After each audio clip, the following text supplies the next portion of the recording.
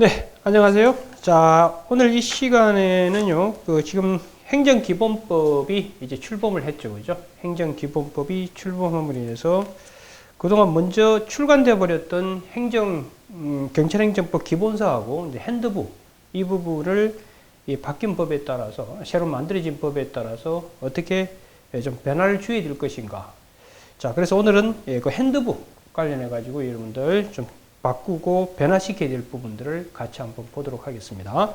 이미 경찰행정법 핸드북 추록은 이미 아마 배부가 되어 있을 거고요. 그걸 가지고 핸드북을 옆에 펴두시고요. 같이 보면서 어느 부분을 수정, 보완해야 되는지 같이 한번 보도록 하겠습니다.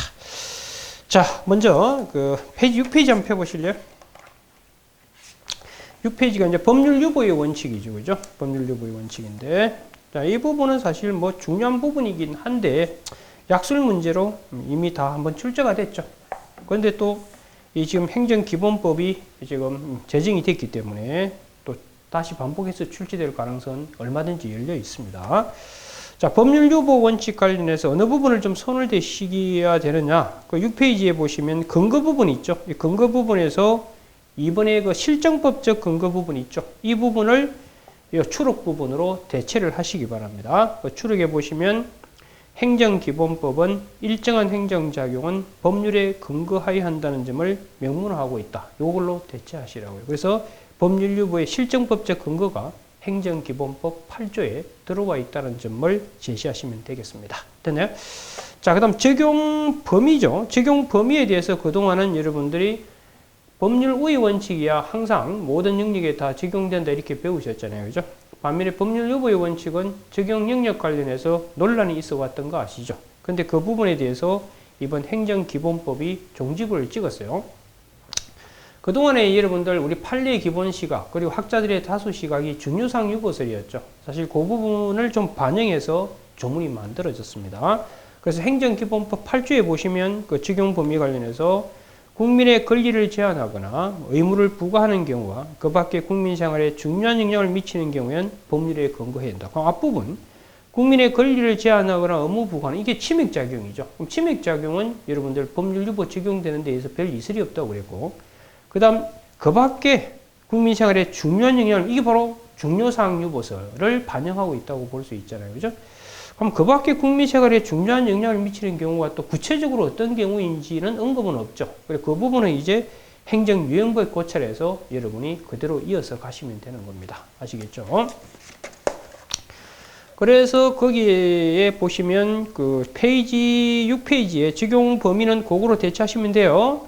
그 다음 행정유형법 고찰 7번에서 7페이지에 그 1번 침해 행정이 있죠. 그 부분은 국민의 자유와 권리를 제한하고 의무를 부과하는 침해 행정은 국민의 권익보호 차원에서 법률에 근거 요한다 했죠. 요까지만 쓰시면 돼요. 나머지 부분은 뭐 없으셔도 없어도 되고요. 다만 여기서 하나 빠져 있는데 그 행정기본법 8조 참조라고 옆에 좀 추가를 해두시면 되겠어요. 국민의 자유와 권리를 제한하고 의무를 부과하는 침해 행정은 국민의 권익보호 측면에 법률 근거 요한다 옆에다가 행정기본법 제8조 참조 그렇게 좀 추가를 해 두시면 되겠습니다. 자, 그 다음 이제 페이지 9페이지 잠시 한번 펴보실래요? 페이지 9페이지에 이게 지금 목차가 왜 이렇게 되어 있지?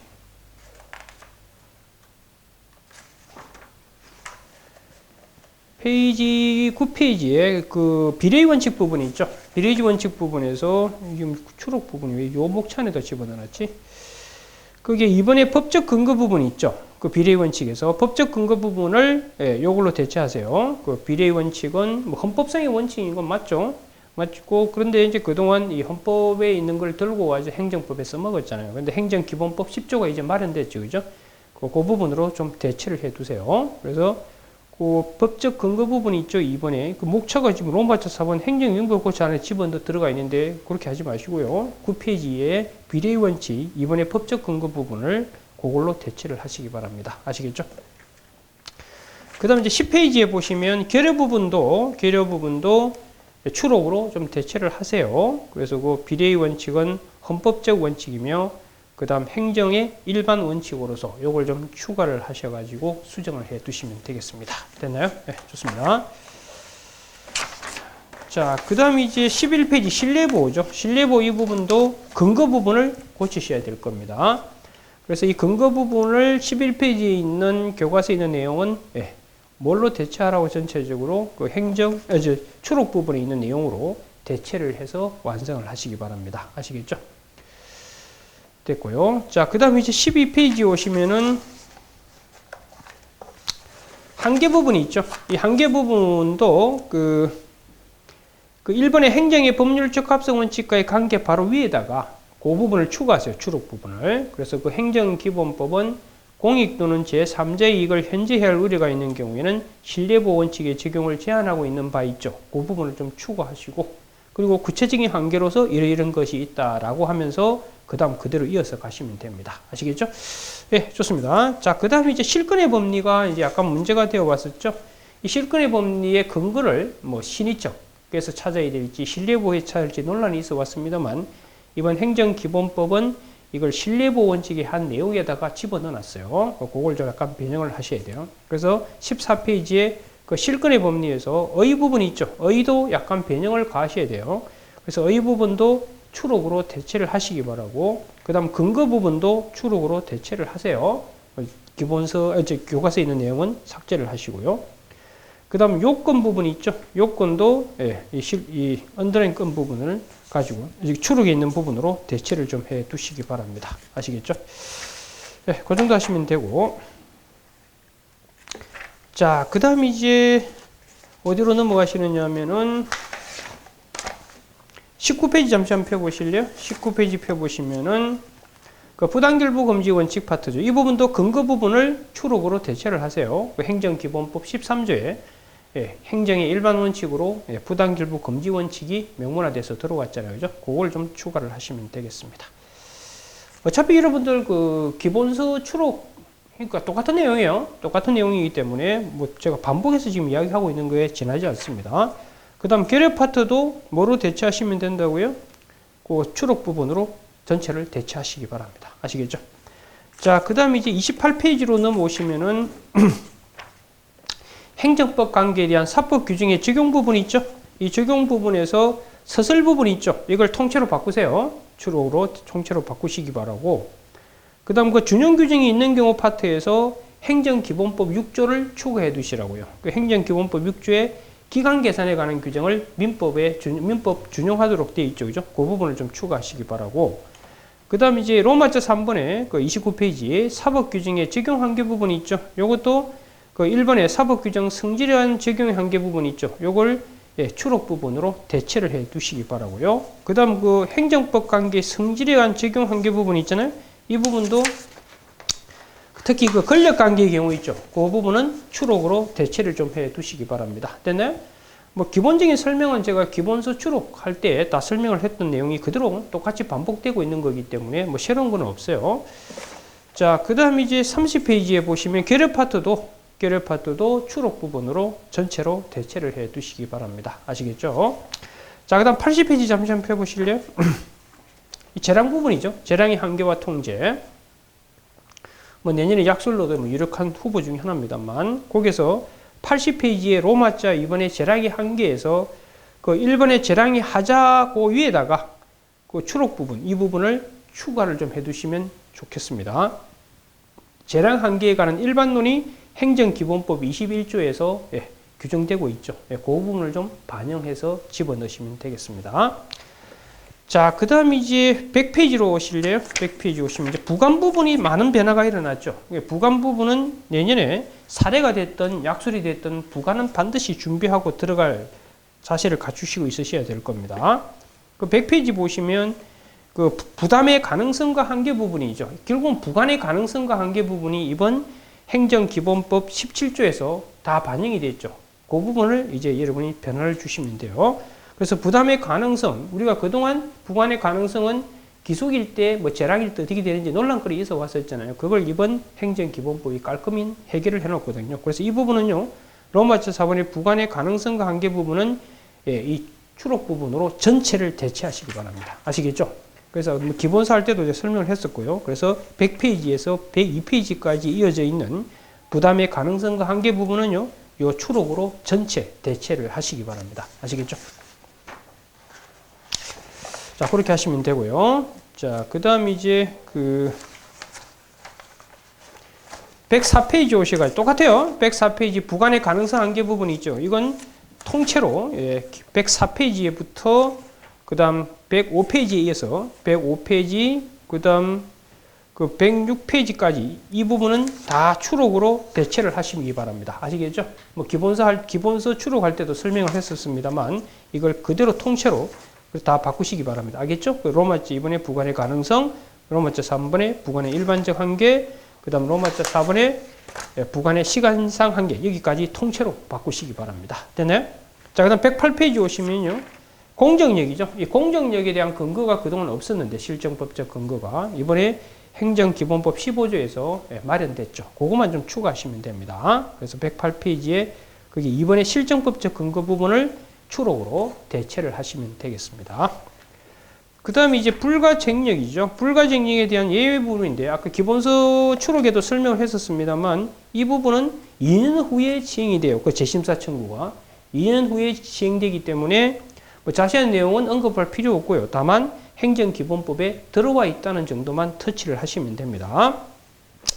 그래서 그 재심사 청구 부분 111페이지에 그 부분은 추록으로 여러분들이 좀 대체를 하시기 바라고요. 그 다음 결여 파트에서도 그 부분만 살짝 바꾸면 돼요. 113페이지에 그 뭐 행정기본법 제정안을 그냥 행정기본법으로 바꾸면 되겠죠. 이 책을 만들 때는 제정안 상태이지 아직 기본법이 만들어져 공포돼서 시행되지 않았었잖아요. 그래서 이렇게 써놨던 걸 기본법이 이제 만들어졌기 때문에 그것만 살짝 바꾸시면 되겠네요. 그 다음에 이제 125페이지 오셔가지고요. 직권 취소 철회 이 부분도 이번에 이제 행정기본법에 반영이 됐죠. 그죠? 근거, 사유, 그 다음 한계 이 부분이 다 행정기본법으로 여러분이 마무리를 지으셔야 될 겁니다. 그래서 125페이지 로마 지변의 법적 근거 부분이 있죠. 이건 추록으로 다 대체를 하셔야 돼요. 이제 학설 판례 이 부분이 큰 의미가 없게 돼버렸죠. 반영됐기 때문에. 그래서 그 문제점, 그 다음 행정기본법의 규정, 그걸로 대체하시면 되고요. 그 다음 126페이지의 취소 사유도 행정기본법으로 대체를 하시면 되겠습니다. 됐나요? 그 다음에 이제 취소권 제한 부분도 뭐로 대체하라고요? 그렇죠? 추록 파트로 다 대체하세요. 그래서 근거 문제, 사유 문제, 제한 문제가 이번 행정기본법의 기본 틀이 다 만든 데 있죠. 그걸로 대체하시면 되겠습니다. 그 다음 뭐 취소의 효과도 행정기본법 제18조에 다 반영이 되어 있기 때문에 그 취소 효과 부분, 소거표와 장려호 부분 있나요? 127페이지. 그것도 추록으로 대체하시기 바랍니다. 그 다음 이제 132페이지 한번 펴보시면 철회도 마찬가지입니다. 철회의 법적 근거와 철회 사유 이 부분을 통째로 묶어가지고 기본적으로 뭘로 대체하라고? 그렇죠. 이 추록으로 대체하세요. 그러니까 그 다음 목차를 약간씩 바꾸셔야 될 겁니다. 그 132페이지 로마자 3번의 철회의 법적 근거, 그 다음 134페이지 철회 사유 있죠. 이 두 개를 묶어서 하나의 목차로 이렇게 구성을 하시기 바랍니다. 그 다음 133페이지에 그 철회 제한 파트 있죠. 이 제한 파트도 요 추록으로 전체 그걸 교체를 하시기 바랍니다. 오케이? 그리고 이제 일부 철회 부분이 있죠. 이것도 이 추록으로 대체를 하세요. 다 행정기본법에 들어있는 내용이기 때문에요.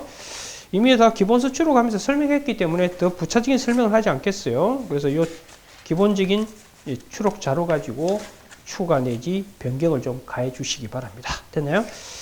네, 좋습니다. 자, 그 다음 이제 뭐 철회 효과도 마찬가지예요. 철회 효과에서 장려호 이 부분, 요걸로 대체하시면 되고요. 그 다음 이제 그 철회 효과에서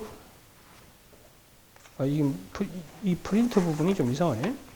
그게 로마자 7번의 철회 효과 부분이 있잖아요. 그거 134페이지 1번 장려호 그거만 바꿔주시면 되고 2번의 구별 개념 이 부분은 공법상 계약과 관련되어 있는 부분이에요. 147페이지 한번 펴보실래요? 147페이지에 공법상 계약이 이번에 추가되어 있잖아요.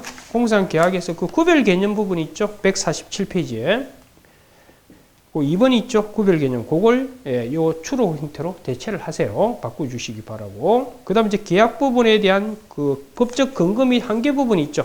법적 근거 및 한계 부분이 있죠. 요 부분도 행정기본법이 이번에 도입됐잖아요. 그죠? 그래서 추록으로 대체를 하시면 되겠습니다. 근거와 한계 부분. 됐나요? 네, 좋습니다. 그 다음에 이제 하나 추가하셔야 될 것이 그 공법상 계약 체결 방법 있죠. 그게 행정기본법에 들어왔거든요. 그래서 목차를 하나 더 만드셔야 됩니다. 그래서 148페이지에다가 로마자 4번. 그럼 나머지는 이제 하나씩 더 늘어나가면 되겠죠. 목차가. 체결 방법, 그 부분 집어넣도록 하세요. 됐나요? 네, 좋습니다. 뭐 설명할 건 별로 없어요. 기본서 추록하면서 설명을 다 드렸기 때문에 그렇게 하시기 바라고. 그 다음에 이제 150페이지에 그 결여 파트 있죠? 이 결여 파트도 추록으로 대체를 하세요. 특히 언더라인 건 부분이 더 삽입되고 있는 거니까 그거 좀 주의를 하시면 되겠습니다. 그 다음에 이제 162페이지 한번 펴보실래요? 162페이지가 이제 행정의 자동 결정이죠. 이 부분이 이제 그동안 뭐 재량일 때도 되는가 안 되는가 논란이 있었잖아요. 그 부분에 대한 것이 재량은 안 된다고 행정기본법에 들어와 있죠. 그걸 좀 추가하시면 돼요. 그래서 로마자 4번의 적용 범위는 뭘로 대체하시라고요?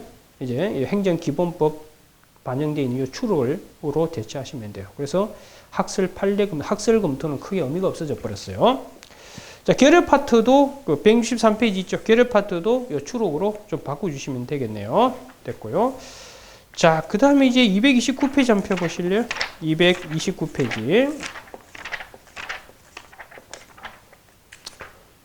이게 이제 가징금이죠. 가징금도 뭐 유력한 후보 중에 하나입니다. 내년에. 이 가징금이 이제 많은 내용들이 지금 이번 행정기본법에 반영됐다고요. 그래서 그 229페이지 서술에서 의 부분 있죠. 의 부분에서 그 언더라인 건 부분 있죠. 주로. 그걸 좀 더 추가해서 행정기본법 28조를 반영해서 추가해 두시기 바랍니다. 되나요? 자, 그 다음,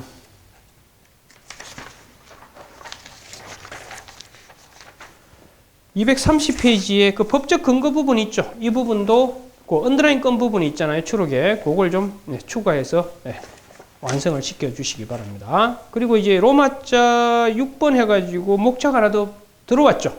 그 가징금 납부하는 거. 그걸 중간에 끼워 주셔야 될 겁니다. 그럼 나머지 목차들은 하나씩 밀려 내려가겠죠.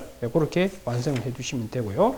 이제 마지막으로 339페이지 펴보시면 이제 경찰권 발동의 한계, 그 중에서 이제 일반 원칙성의 한계에서 경찰 비례 원칙하고 경찰 평등 원칙 파트 있죠. 거기서 행정기본법에서 행정의 일반 원칙으로 명문화되어 있다는 것만 간단히 추가해 주시면 되겠습니다. 됐나요? 이 정도 하시면 돼요. 그래서 기본적으로 핸드북에 있는 내용이나 뭐 기본서에 있는 내용이 똑같은 거잖아요. 그래서 행정기본법에 추록에 반영됐던 내용이 핸드북에도 그대로 반영되어 있는 거니까 그걸 감안하셔가지고 이 경찰행정법 핸드북하고 그 다음 경찰행정법 기본서 내용을 약간씩 좀 수정 내지 보완을 해 두시기 바랍니다. 특히나 여러분들 그 행정기본법에 들어와 있는 내용들은 내년 여러분 시험에서 뭐 사례나 약술 문제로 얼마든지 출제 가능성이 높아질 수 있는 영역들이기 때문에 여러분들이 좀 주의를 기울여 주셔야 될 겁니다. 아시겠죠? 그래서 앞으로 어차피 여러분들 그 약술, 또 특강도 제가 하게 될 거고, 그 다음 또 모의고사도 치고, 그 다음 또 사례도 같이 풀어나가게 될 테니까, 그때마다 이 반영된, 이거 행정기본법이 어떻게 반영돼서 답안에 현출되는지 계속 앞으로 같이 보게 될 테니까, 너무 걱정하지 마시고요. 그래서 이 추록하고, 그 다음 여러분이 가지고 있는 기본서, 그 다음 핸드북을 여러분들이 좀 잘 조화시켜가지고, 책을 나름대로 좀 만들어 주시기 바랍니다. 아시겠죠? 만든다는 게 뭐 그게 아니고요. 이게 제가 언더라인 건 부분들 있죠. 요걸 살짝 조금씩 집어넣기만 하면 돼요. 됐나요? 그렇게 하신다면 이번 새로 제정된 행정기본법 때문에 수험 생활이 불안해지는 일은 없게 될 겁니다. 아시겠죠? 자, 그러면 간단하게 이번 행정기본법의 제정에 따른 여러분들의 기본서하고 그 다음 이 핸드북이 어떤 식으로 변화되어야 될 것인가에 대한 특강은 이것으로 마무리 짓도록 하겠습니다. 네, 수고했습니다.